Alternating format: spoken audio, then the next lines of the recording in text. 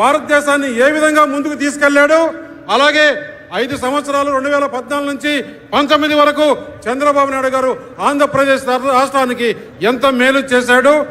ఇప్పుడు ఈ 5 సంవత్సరాల్లో జగన్మోహన్ రెడ్డి అవినీతి, దుర్మార్గ పాలన, కేసులు, ల్యాండు, శాండు, మైనింగ్, లిక్కర్తో దోచుకున్నాడు.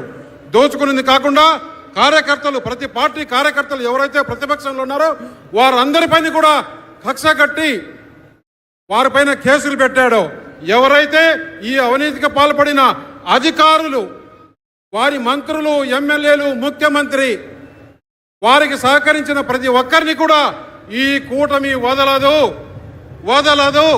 రేపు మే 13వ తారీఖు పోలింగ్, ఆ రోజు మీరు ఏదైతే కూటమి అభ్యర్థులు ఉన్నారో వారి అందరికీ పూర్తి మెజారిటీతో, ఈ బ్రహ్మాండమైన మెజారిటీతో ఈ కూటమి గెలవబోతుంది.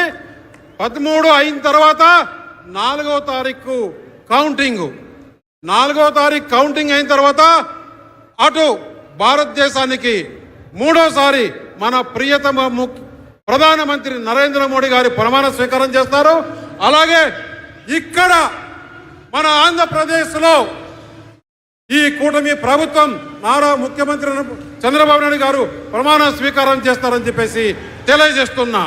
అప్పుడు ఏదైతే ఈ కార్యకర్తలను ఇబ్బంది పెట్టారో వారి అందరికీ వడ్డీతో సహా ఈ ప్రభుత్వం తీర్చుకుంటుందని చెప్పి తెలియజేస్తూ, ఏమాత్రం సందేహం లేదు, ఆంధ్రప్రదేశ్లో ఈ కూటమి విజయదిందవి మ్రోగించి, నేను చెప్తున్నా 25 పార్లమెంట్లు 175లో మెజారిటీ స్థానాలు, వారికి సింగిల్ డిజిట్ కూడా రాదు ఎమ్మెల్యేలు అని చెప్పేసి నేను ఈ సభాముఖంగా తెలియజేస్తున్నాను. ఈ అవకాశం ఇచ్చిన పెద్దలకి ధన్యవాదాలు తెలియజేస్తూ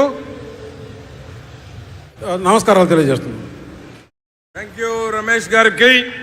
ఇప్పుడు జనసేన సీనియర్ నాయకులు బొమ్మిడి నాయకర్ గారిని మాట్లాడవలసిందిగా కోరుతా ఉన్నాం. అందరికీ నమస్కారం అండి. మరి ఇక్కడికి ఇచ్చేసినటువంటి